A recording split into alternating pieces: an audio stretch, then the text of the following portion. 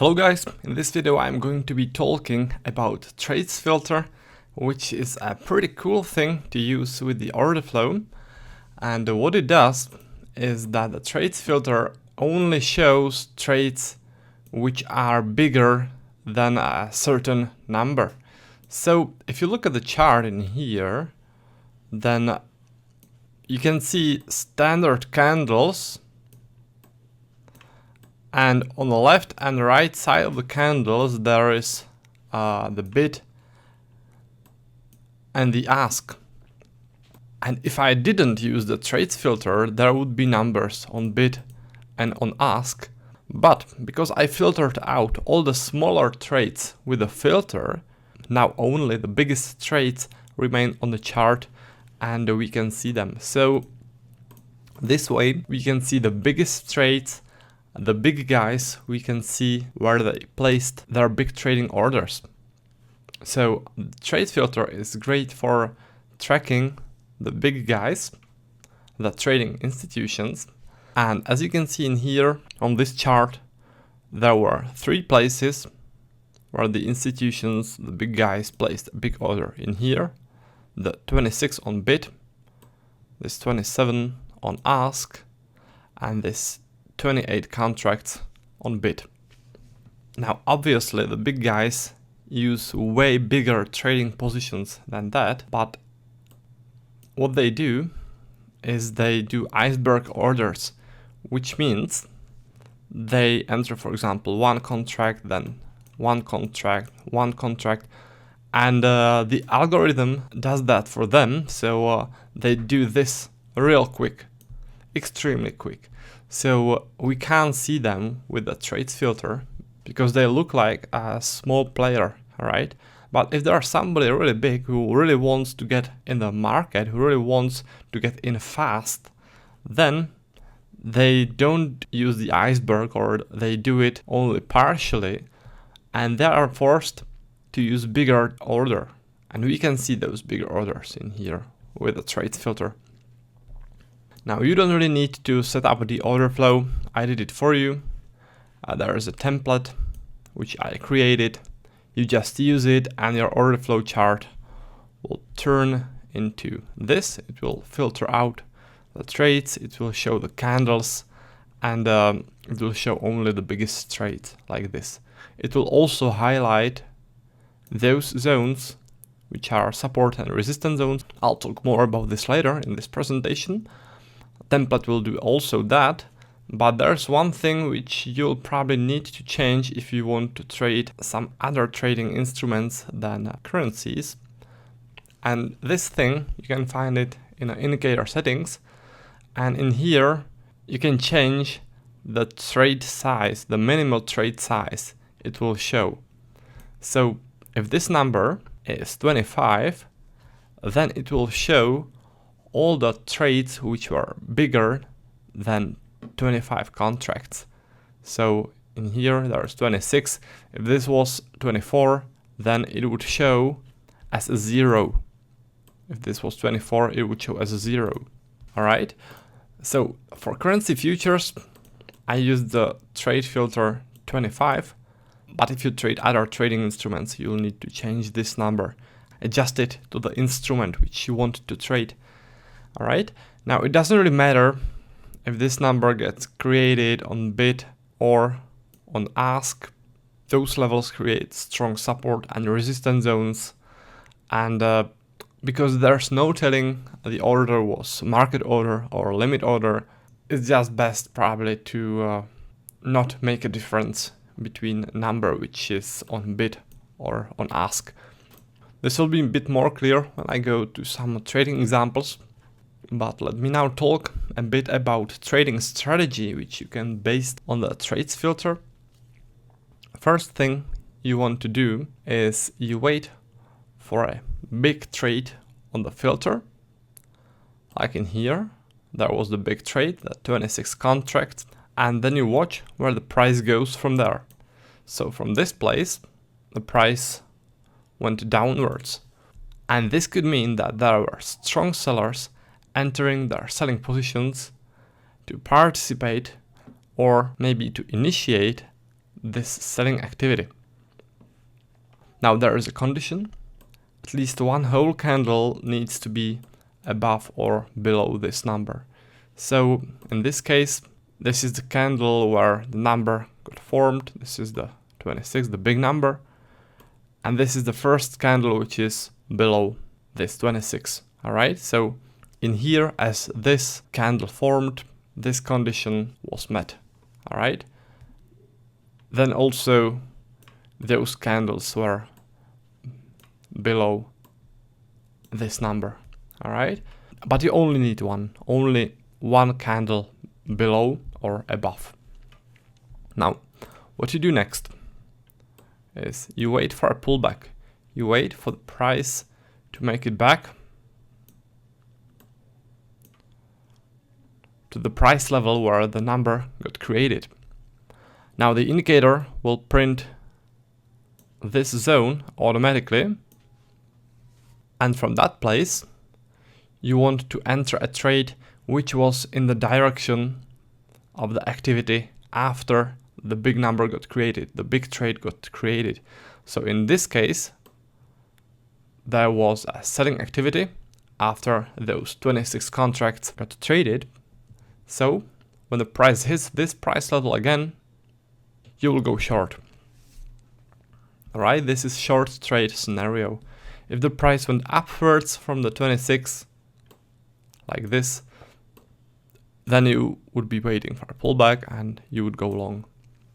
Now you can enter your trade with a confirmation or also without a confirmation.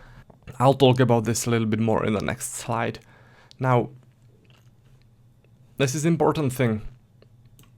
If the highlighted color is red, or if the number is red, which is a number on bid, it doesn't mean that you would go short. The big number in this case could, for example, be in here, and still the price would go downwards from it. And still, even though the number was printed in green, like in here, still you would go short. Alright, so red doesn't mean short, and also green doesn't mean a long. Now you can use this as a standalone strategy. You can also use it as a confirmation strategy. I personally prefer to use the confirmation strategy.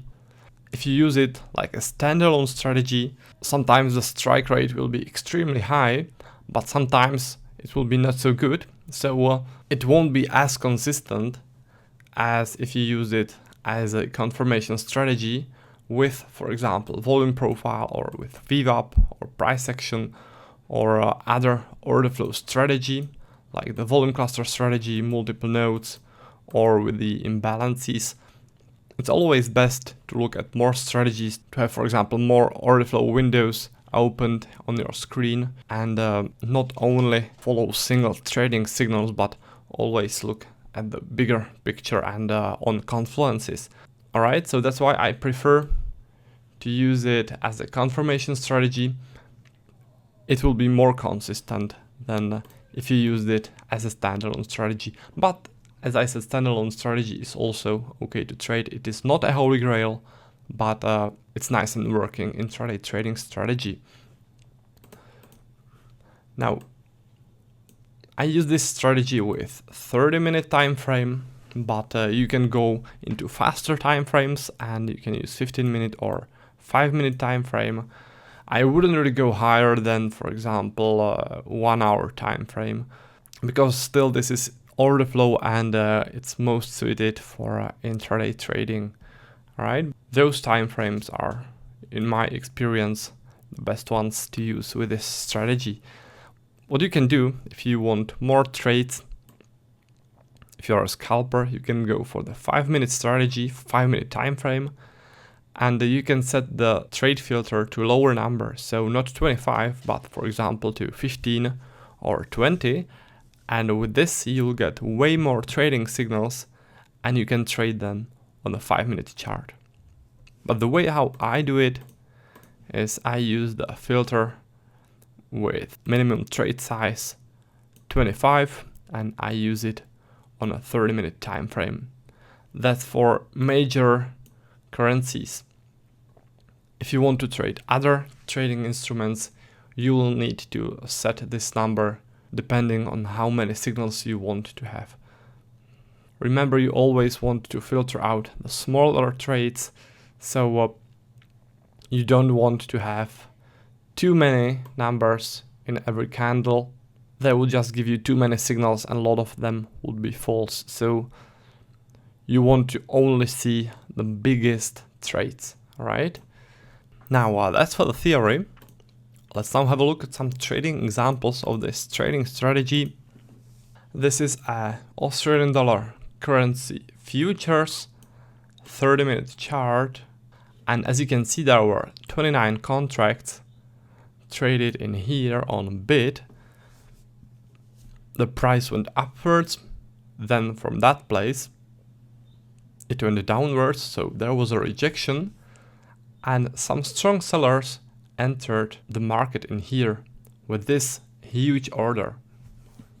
Now let me repeat what I already said. It doesn't mean they entered with 29 contracts.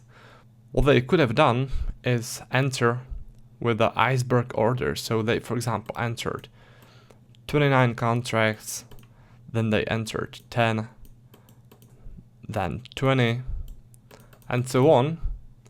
And all this could happen, for example, within 1 or 5 minutes, alright?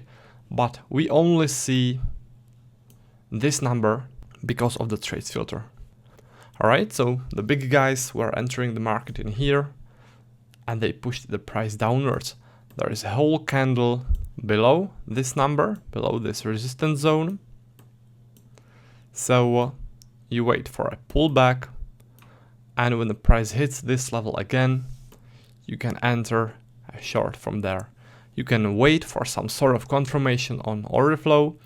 I would look at a bid and ask on a 5-minute chart to see some confirmation, and then I would go short. Or you can enter the trade without a confirmation. So when the price hits this resistance, you go short. Alright, so let's have a look at another example. Now in here, you don't have this line printed because this line gets printed only until it gets tested. But it didn't really get tested in here.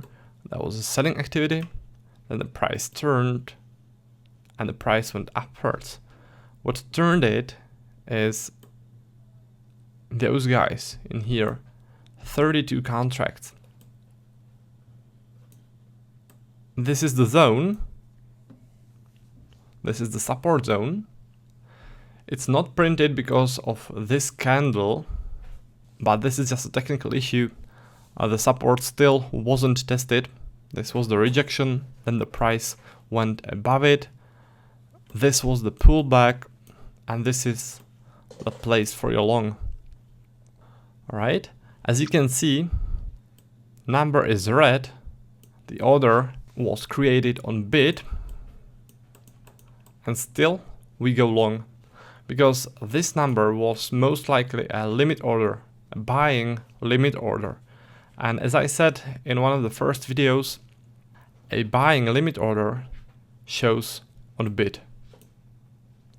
Alright, in here. So that's why I think this was a big player, big institutional player entering with a buying limit order, finally turning the price into a buying activity. When there is a pullback, there's a big chance that this big guy, this institution, will try to defend this area, to defend their position, and to push the price upwards. Alright, so long from there.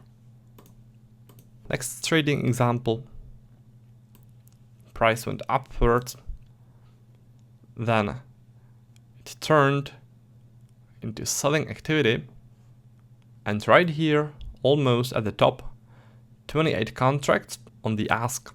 And this would probably mean that those 28 contracts was a limit order for a sell, because a selling limit order shows on ask. I also said that in the video I was referring to a few moments ago, alright? So that's why it is green, that's why it could look for somebody like a buying order, but most likely this was not a buying order, most likely this was a selling limit order. So one candle formed below it, this was the pullback, this is the resistance, this is where you go short from. Another example on the Australian dollar futures, again 30-minute chart, price was moving upwards in an uptrend, and within this uptrend there were big guys entering their buying positions. In here, also in here, this is the support. So as the price was advancing upwards, those guys wanted to add to their buying positions or enter their buying positions in here. Then one candle formed above this area, this one, and then there was the pullback which hit this support level and the price went upwards again. Those buyers were defending their buying positions and they pushed the price upwards. Another example on the Australian dollar, there was volume accumulation area, the price was rotating, volumes got accumulated, as you can see also on the volume profile. Then the price shot upwards and those guys who entered their 31 contracts in here were defending their buying positions when the price hit this level again. This is the reaction. Those guys were defending their buying positions, alright? Now you can also notice this 30 contracts on the bid side, and I would say that this was most likely a limit order to enter a buy. So this was probably a limit order, limit buying order, and this was market buying order, alright?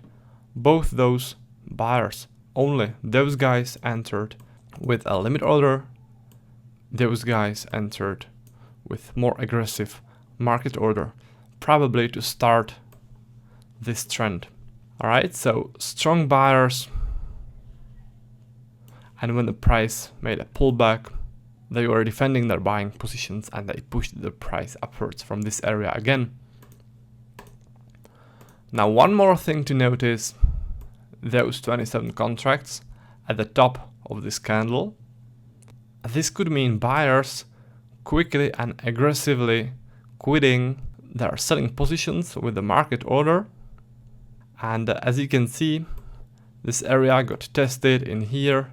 The price did not quite reach the area, it missed by one tick, but this area worked also as a resistance, and then there was the reaction to it. Now another example shows really strong buying activity in here.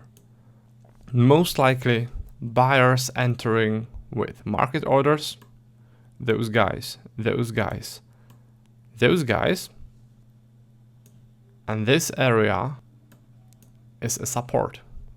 This whole area is a support. The program didn't print it because this green candle get in a way, it sort of tested it, so the program didn't print it, but the support is still not tested.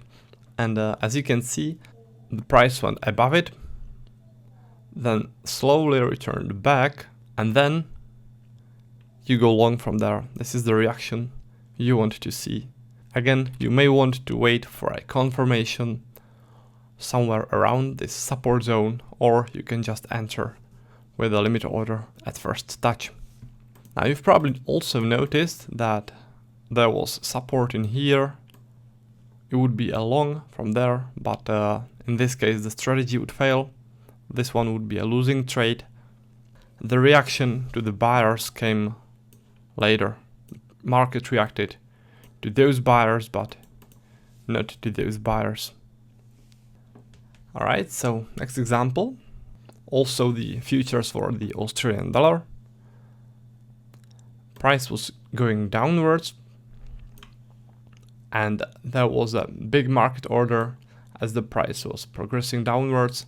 Somebody was entering their selling positions quickly in this downtrend in here, 27 contracts on bid. So that's market selling order most likely. And when the price hit this resistance level again, those big guys were defending their selling position and they were pushing the price downwards. So this is the reaction you want to see. Now there's also a reaction to some old support from here. This is the reaction. And also there is this support which got tested. Let me delete all that. So this is the support.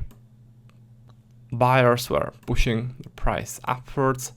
In here they were entering with market orders. This is probably a limit order, but it doesn't really matter. If it was limit or market order, this was a support. Price went above it, returned back with a pullback and long from there. If in the future the price hit this support, the lower one, it would also be a long from there. Alright. Now another example. There was a rejection of lower prices, and within that rejection there were buyers entering their positions in here and in here. As you can see, there were 80 contracts. That's a huge number. Now after that rejection we have two supports. First in here, second is in here. The price made a pullback. Those buyers were defending their buying positions. They pushed the price upwards from there. And also those buyers from here were also defending their positions. I would say partly in here, but also partly in here. If I was trading that, I would probably taken only the first trade, this one, and when I saw this reaction, I would discard the lower trade, because it would seem like this support got already tested. Alright, there's also one more in here, those 38 contracts. There was this rejection of higher prices, and those guys probably placing a seller limit order. That's why they show on bid. There is one candle below that, and there's a pullback to this zone, which in this case is a resistance, and you go short from there. Now another example, this is a rejection of higher prices, aggressive rejection, and in that rejection 26 contracts. By the way, this is 6E, which is Euro futures. So this is the rejection, 26 contracts within the rejection. This looks like a market order, selling market order. It seems like the sellers wanted to aggressively turn the price downwards. That's why they used the aggressive selling order in here. So they pushed the price downwards, created this resistance. Then there's the pullback, and this is the reaction. Those sellers defending their selling positions. Now there were also aggressive sellers in here, 48 contracts, and those were created in this downtrend, in this selling activity. So somebody was quickly entering their shorts in here to jump into this selling activity, to participate in it. So this level turned into a strong resistance. Those sellers should defend it. There was a pullback, several candles created below that level, and this was the reaction. This was the sellers defending their selling positions in here. Alright, so in this screen, two possible short levels. This is first one. This is the second one. This is a crazy volatility on euro, strong selling activity, really strong sell-off, aggressive sellers entering in here, 25 contracts on bid. This is most likely market order, market selling order. This is a resistance. The price went below that level, was rotating below it, then there was the pullback, and in here that was the reaction to the resistance. Those sellers trying to defend their selling positions, creating this selling activity in here. That's around 17 pips, more than enough to bank a profit. Now another trading example, this one is on the Japanese yen futures. The price went upwards and then it aggressively turned, made a rejection of higher prices and went downwards. Within that rejection, 66 contracts created in here. This is most likely a market order, market selling order. Sellers entering the market aggressively in here at this price level. So this is a resistance. Price is rotating below it. Then there is the pullback in here and short from there. Those sellers rejecting higher prices again, defending their selling positions and pushing the price into a sell-off. In here there is a similar scenario, only reversed. It is also on the Japanese yen futures.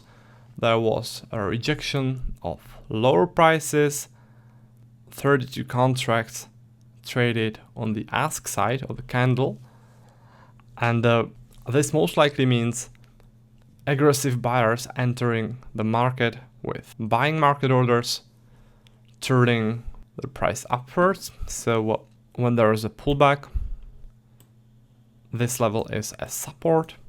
Those guys are defending their buying positions and pushing the price upwards from that support. Alright, so let's have a look at another example. In here, this is also the Japanese yen futures. There are two filtered trades, this one and this one in this area. The price goes upwards from this area, and this indicates that those guys were buyers, and because they placed their orders on the bid side, they entered, if they are buyers, they entered with their limit orders, which makes sense because when there is a rotation, they didn't need to hurry anywhere. They waited until the price hit their waiting limit orders. So that's how I think they entered their trades in here. Those would both be supports, this and this. But since the price already reacted to the first one, I wouldn't really advise you to trade the second one, because it could be that this was one trading institution. We'll never be able to tell, but anyways, this support seems to be spent with this huge reaction. Now this is a last example. Australian dollar futures. There was sort of uptrend in here. Within that uptrend, 27 contracts on bid. If this was buyers, then it would mean that those buyers entered with a limit order, and this big order of theirs means a support.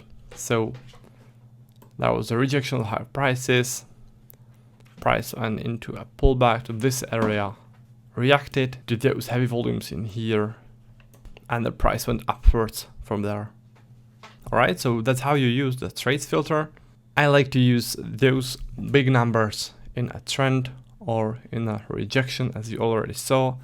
It's always good to think of what happened in the market, whether it's a market order or a limit order, but you don't really need to do that all the time.